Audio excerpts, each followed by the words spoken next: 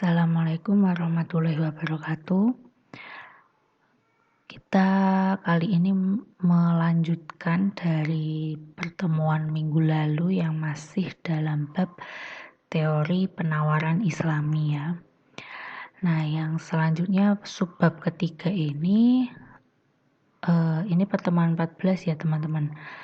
Saya agak sedikit rancu, ini sebetulnya pertemuan 14 apa 13 ya. Kemarin ada saya hutang 2 ya kalau nggak salah. Waktu lebaran itu 2 minggu. Nah, yang hari ini ternyata babnya itu hanya sedikit. Jadi nanti saya masukkan video penjelasan tentang bab berikutnya, yaitu teori produksi Islami. Nanti di video itu akan dijelaskan, saya mengambil dari YouTube. Nah, nanti mohon teman-teman untuk mencatat sendiri ya dari apa yang dijelaskan di video itu ya. Jadi tidak saya buatkan PDF seperti ini. Silahkan dicatat saja, saya rasa itu sudah sangat rinci di videonya. Gitu ya. Jadi di video pertama ini saya melanjutkan dari bab yang kemarin yang teori penawaran Islami. Nah, nanti video selanjutnya yaitu teori produksi Islami. Yang video kedua itu mohon untuk dicatat sendiri. Gitu ya. Oke, pengaruh pajak penjualan. Jadi kalau ini sama seperti ekonomi konvensional yang kita bahas sebelum UTS kemarin ya. Jadi pajak itu akan menambah harga jual. Nah, kalau misalnya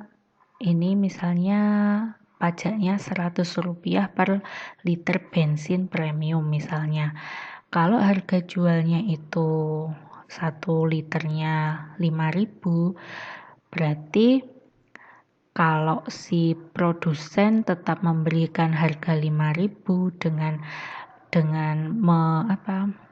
pajaknya dibebankan ke produsen, berarti dia akan mengurangi total cost-nya.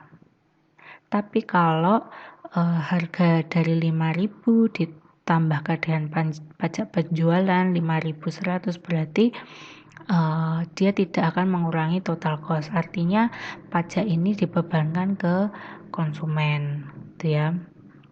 Nih, bila harga tetap pada tingkat harga semula, maka peningkatan biaya ini berarti penurunan profit. Seperti yang saya bilang tadi, kalau harganya 5.000 dan harga semulanya 5.000 dan dia tetap menjual 5.000 padahal dia kena pajak Rp100, maka ini akan menurunkan profitnya. Tapi kalau harganya dinaikkan, artinya dibebankan ke konsumen, berarti dia tidak akan mempengaruhi profit, gitu ya. Itu pajak penjualan. Lalu jadi pengenaan pajak penjualan ini membawa pengaruh. Kita lihat di gambar yang bawah, turunnya profit. Jadi ini kurva profit sebelum kena pajak. Nah, ini kurva profit setelah kena pajak. Jadi kalau harga 5.000 itu harga awal belum kena pajak, maka profitnya segini.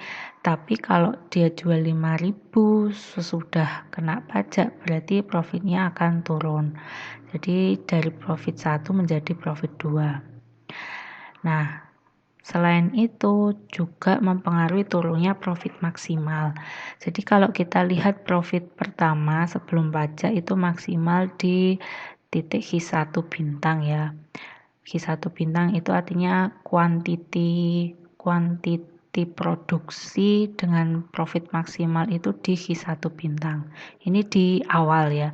Nah, setelah kena pajak maka profit maksimalnya turun menjadi di sini Q2 bintang ini. Gitu. Terus selain itu mengecilkan rentang skala produksi. Nah, kalau di produksi awal sebelum pajak itu Q1 aksen sampai Q1 double aksen. Nah, setelah kena pajak menjadi rentangnya Q2 aksen sampai Q2 double aksen. Ini ya rentangnya ini. Rentangnya turun gitu ya. Itu untuk pajak penjualan. Mirip-mirip lah sama yang ya sama sih sama pajak konvensional. Selanjutnya pengaruh zakat perniagaan.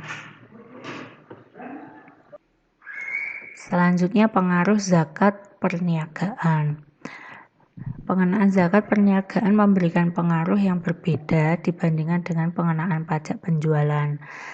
Nah, dalam konsep Islam, zakat perniagaan dikenakan apabila terpenuhi dua hal.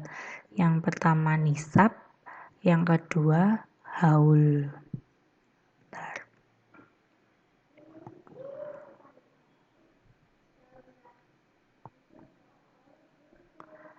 Yang pertama nisab. Nisab adalah batas minimal harta yang menjadi objek zakat, yaitu setara dengan 96 gram emas. Jadi kalau zakat perniagaan, jadi kalau objek zakatnya itu tentang perniagaan, maka hartanya itu sebesar minimal seharga 96 gram emas. Itu syarat yang pertama. Syarat yang kedua haul, yaitu batas minimal waktu harta tersebut dimiliki, yaitu 1 tahun. Jadi kalau hartanya sebesar harga 96 gram emas dan sudah dimiliki selama 1 tahun, minimal 1 tahun, maka itu wajib dizakatkan. Jadi berapa persen? Yaitu 2,5% dari besarnya harta yang dimiliki itu.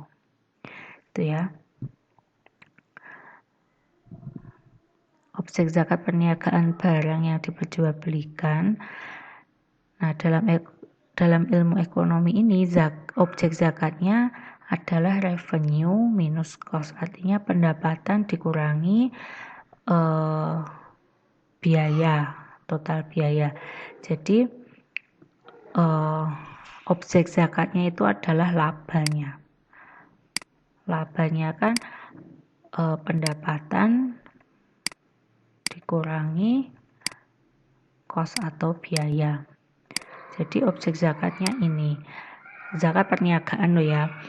Nah, laba yang diperoleh selama 1 tahun dan kalau ternyata besarnya sama dengan harga 96 gram emas, maka dia wajib dizakatkan sebesar 2,5%. Gitu ya.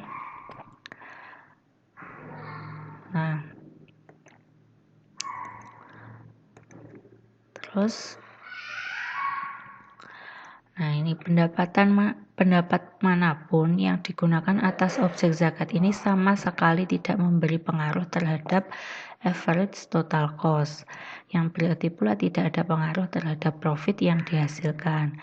Jadi, intinya upaya memaksimalkan profit berarti memaksimalkan produser surplus dan sekaligus memberi maksimal zakat yang harus dibayarkan. Jadi memaksimalkan profit atau laba, maka secara langsung juga memaksimalkan zakat. Paham ya?